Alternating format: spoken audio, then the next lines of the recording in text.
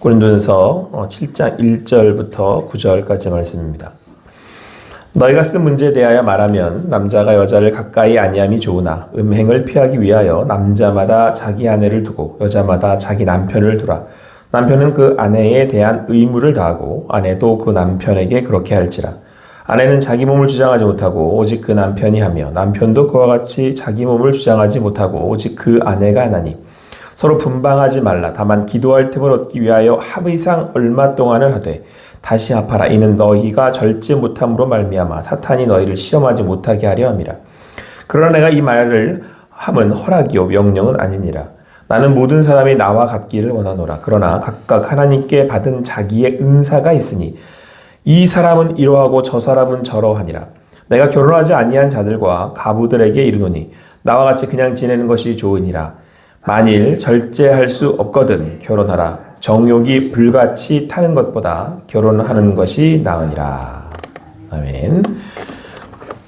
오늘 주신 말씀 고린도전서 7장 말씀을 통해서 부르신 그대로라는 제목으로 주님 주신 은혜 함께 나누기를 원합니다. 이제 고린도 교회의 이제 여러 문제에 대해서 이제 바울은 그들에게 믿는 이로서 예수 그리스도의 몸된 지체로서 어떻게 해야 될지에 대해서 이제 계속해서 말씀하고 있습니다. 이제 오늘은 이제 결혼에 대한 문제입니다. 제가 다 읽진 않았습니다만 10절부터 말씀을 보면 결혼한 자들에게 내가 명하노니 이렇게 말씀을 하고 있어서 결혼한 자들의 또 이 관계 그리고 결혼 그리고에 대해서 이제 말씀하고 있다는 걸 우리가 알 수 있습니다.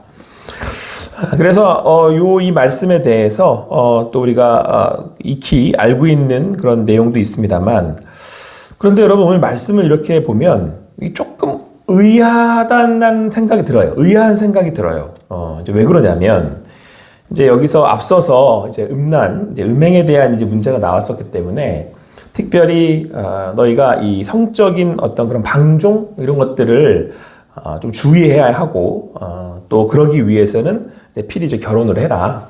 결혼을 해서 이제 건강한 성생활을 통해서 그렇게 성적으로 타락하는 거에 대해서 이제 주의하고 그리고 방지해라. 이제 그런 의도의 말씀들을 하고 있거든요.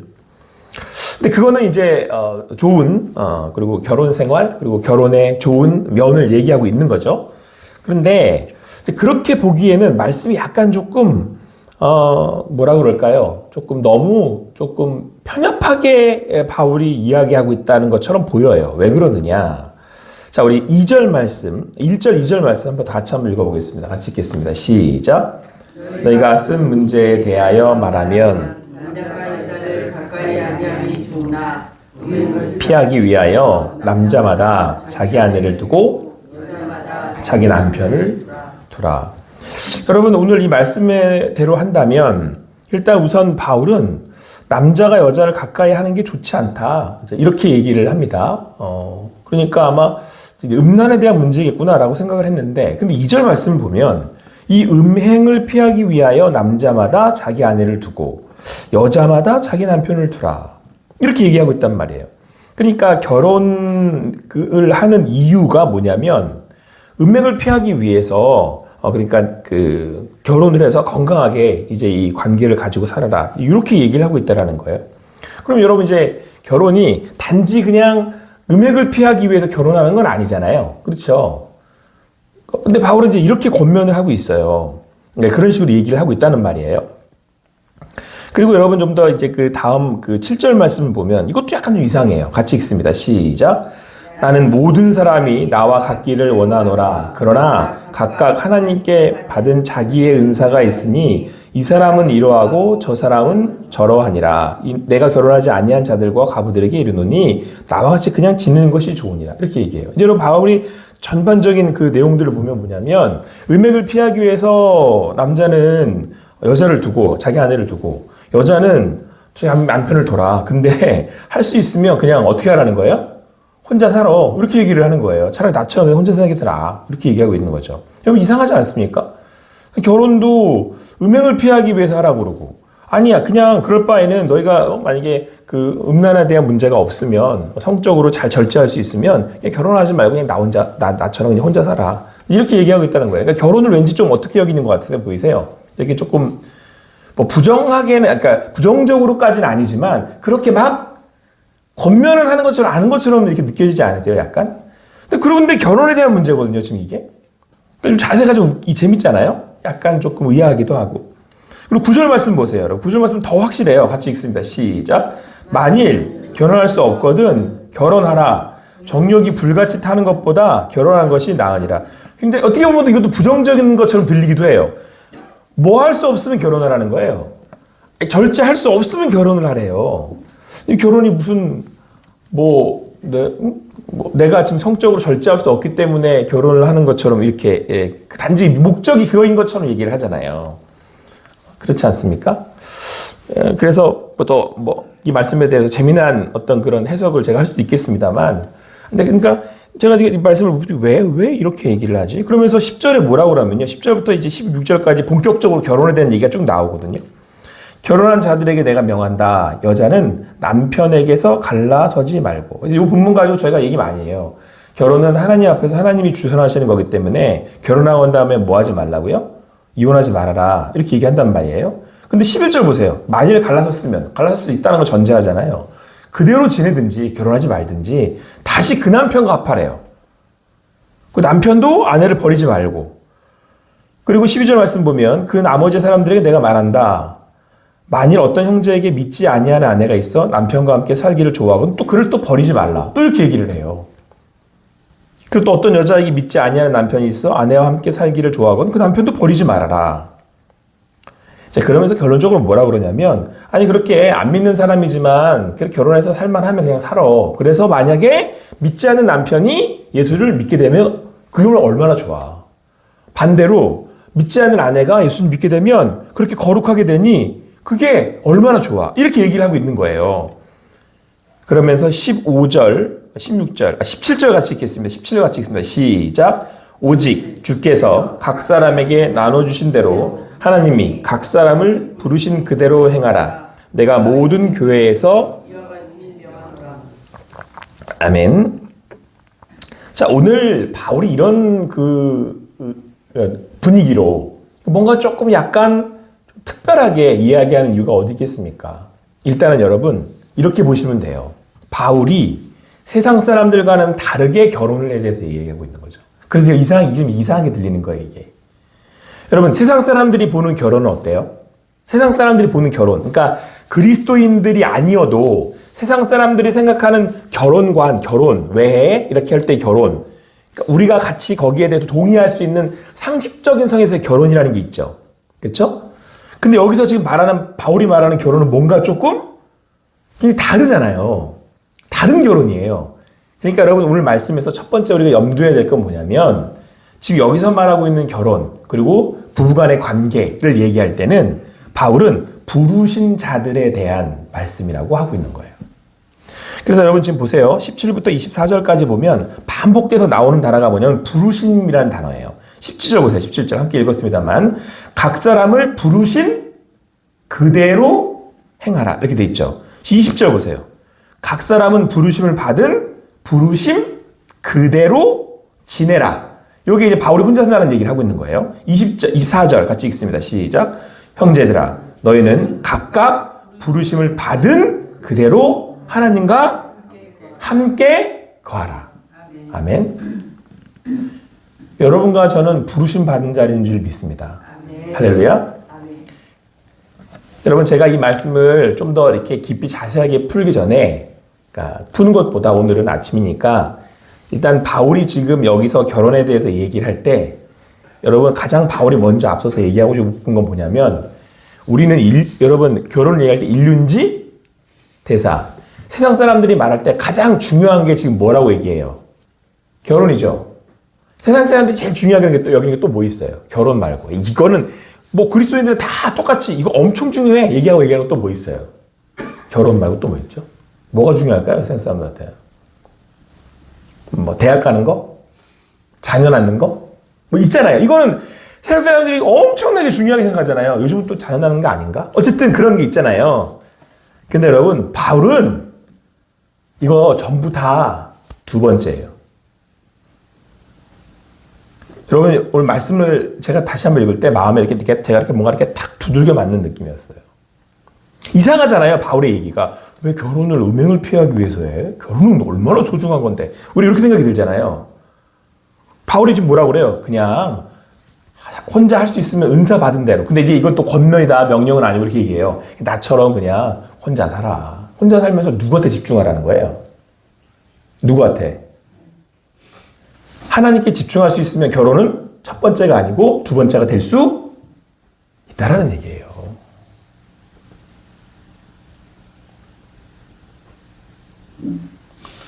여러분 사도 바울이 베드로를 예를 들면서 내가 결혼할 줄 몰라서 안 한 줄 알아? 그게 아니야. 내 인생의 가장 중요한 분은 누구? 하나님이기 때문이야. 그러면서 결혼하지 말란 얘기 아니야. 음행을 피할 수 없으면 해. 차라리 시험 들고 나니까. 근데 결혼 왜 해? 결혼하는 이유가 뭐야? 부르심을 받은 대로 살아. 그 얘기예요 지금. 여러분 이 말씀 우리 뭔가 영적으로 여러분 뭔가 이렇게 뭔가 이렇게 팍 깨버리는 그런 생각 안 드세요? 여러분 우리가 가장 소중하게 여기는 건 뭐예요? 우리 가정 아니에요? 내 아내, 내 남편 아니에요? 근데 여러분 자 이것도 오늘 말씀에서 기준이 완전 달라요. 부부가 성생활을 하는데 보통 관계를 할 때 기준은 누구한테 있을 것 같으십니까? 이 세상 사람들이 지금 만나 살아요. 또 이혼을 하는 이유가 뭐예요? 저 사람이 내 마음에 안 드니까잖아요. 성격 차이로 다 이어잖아요, 대부분. 근데 오늘 성경은 뭐라고 얘기했냐면 부부가 관계를 할 때 내 몸을, 주장을 내가 할 수 없다라고 얘기를 해요. 누가 주장을 하는 거래요? 남편이 아내한테, 아내가 남편한테 주장을 하는 거래요. 이거는 세상 사람들이 생각하는 거 완전 다르죠.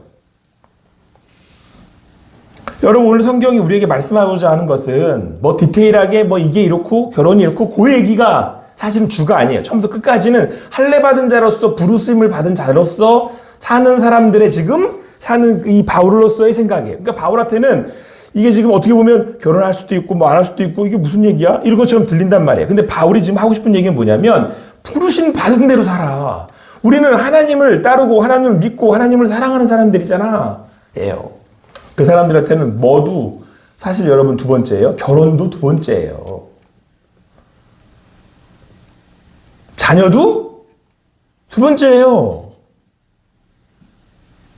여러분들에게 세상에서 가장 귀한 게 뭐예요? 내 사람, 내 남편, 내 아내, 내 자식. 이거 아니에요? 근데 하나님 믿는 사람들한테는 예수 그리스도가 첫 번째예요. 자, 그러면 예수가 첫 번째잖아요. 그러면 결혼 생활도 바뀌어요. 예수가 첫 번째잖아요. 그러면 내게 받은 은사대로 부르신 대로 살아요. 여러분 제가 요 말 한번 또 제가 잘 적용을 해볼까요? 바울이 뭐라고 얘기하냐면 혼자 됐대요. 이혼을 했거나 또는 이제 여기서 이제 과부라고 표현하지만 남편이 먼저 죽어서 아니면 아내가 먼저 죽어 내가 혼자 됐어요. 바울은 뭐라고 얘기하냐면 그냥 혼자 살아 되도록이면 뭘 결혼을 해? 왜? 내 남편은 누구니까? 예수 그리스도니까. 아 그걸로 됐지. 예수님한테 집중하고 살아. 이 얘기를 하고 있는 거라니까요 지금. 여러분 이제 이해가 되시겠습니까? 나한테 예수가 첫 번째면 나머지는 다 문제되지 않아요. 근데 여러분 사람이 언제 제일 문제가 되는 줄 아세요? 내가 이게 나한테 첫 번째인데 이걸 잃어버릴까 봐 두려운 거예요. 그렇지 않습니까? 예수 믿는 사람들한테는 여러분 세상에 뭐가 좀 지나가도 그냥 지나가는가 보다. 누구 계시니까. 그래서 오늘 24절이 기가 막힌 결론이에요. 24절 같이 읽습니다. 시작. 형제들아 너희는 각각 부르심을 받은 그대로 누구와 함께? 할렐루야. 여러분 제가 이렇게 요 말씀으로 결론할게요. 남편 죄송합니다. 있어도 없어도 아니 없다면 누구 계시니까? 하나님 계시니까 우린 괜찮은 거예요. 섭섭하십니까? 아내가 없어. 그래도 나는 부르심 받은 사람이니까 누구와 함께 있는 거예요? 부르심을 각각 각각은 달라요. 저 사람이 다르고 내가 달라. 저 사람은 여기 말씀대로 하자는 거네요. 남편이 없을 수도 있고, 각각 어떤 사람은 아내가 없을 수도 있고, 각각 어떤 사람은 자식이 없을 수도 있어. 그게 뭔데? 바울이 이렇게 얘기하는 거예요. 그게 뭔데 도대체? 그게 뭔데요, 여러분? 아니, 여러분 용감은 통뼈인데 저는 제가 먼저 안 가겠습니까? 제가 먼저 안 죽어요? 아니, 아내가 먼저 안 죽습니까?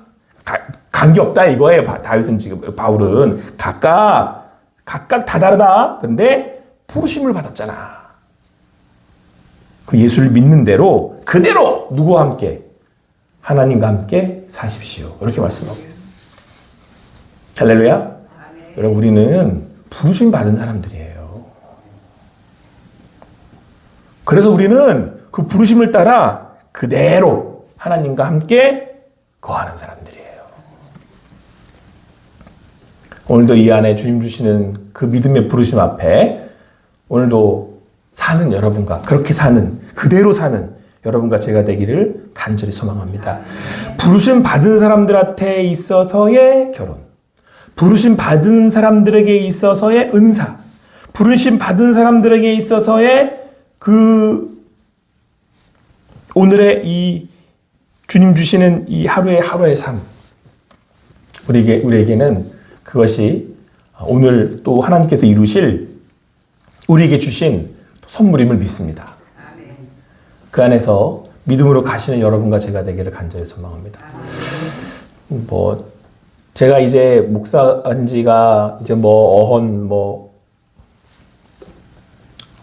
년이 됐나요? 몇십 년이, 이제 20년이 이렇게 됐다, 20년이 가까이 된다고 하니까, 라고 할 때 제가 더 그렇게 깨닫게 되고 느껴지는 건지는 모르겠습니다만, 연륜이 있으니까 느껴지는 건지, 아니면 그런 건지 모르겠습니다만은, 요즘은 믿음이 뭐야? 그러면, 누군가 저한테 믿는 게 뭐예요? 그러면 다 상관없어지는 거예요. 저는 요즘 이렇게 대답해요. 다 상관없어지는 거예요. 예전에는 젊어서 그랬는지 모르겠지만, 지금도 물론 젊습니다만, 예전에는 이게 중요한 거예요. 이거 하는 거. 근데 예수를 믿고 점점 제가 그래도 이거 가고 있는 거 아니에요? 점점 이렇게 살아가고 있는 거 아니에요? 그러면 제가 점점 더 어떤 생각이 드냐면, 관계없어. 상관없어. 아니, 그래도 돼. 더 그렇게 돼요, 제가. 왜요? 부르심을 받은 그대로 누가 계시니까. 네, 하나님이 함께 하시니까. 그러면 돼요. 그러면 됐습니다. 오늘 이 말씀 앞에 그렇게 하나님과 함께 거하는 여러분과 제가 되기를 축원합니다. 기도하시겠습니다. 사랑의 하나님, 오늘도 주신 말씀을 이 아침에 받고 또 나아갑니다. 아버지 하나님, 이 땅에 사는 동안에 우리 이 땅에 와서 또 사랑하는 사람들을 만나고 또 믿는 중에 또 가정을 이루며 또 믿는 공동체 가운데 살아갑니다. 오늘 우리를 화평 중에서 우리를 부르셨다고 말씀하고 있습니다. 우리를 통해서 이 땅에 부르신 대로 아버지 하나님, 우리가 있는 그곳에 화평이 임할 수 있도록 우리를 사용하시고 인도하여 주시옵소서. 그렇게 그 주님의 부르심 앞에 각각 부르심을 받은 대로 그대로 하나님과 함께하는 우리네 삶이 되게 하여 주시옵소서. 그래서 여러분, 나로 인하여서 우리의 가정이 화평케 되고, 나로 인하여서 우리 교회가 화평케 되고, 나를 통하여서 내가 사는 그 자리에 주님의 화평이 임할 수 있도록 우리를 사용하여 주시옵소서. 그렇게 향하실 주님, 모든 것 주님이 나와 함께 하시기에 그 모든 것 주님 앞에 내려놓습니다. 우리를 통하여 일하실 주님께 모든 영광과 찬양을 올려드리며 예수님의 이름으로 기도합니다.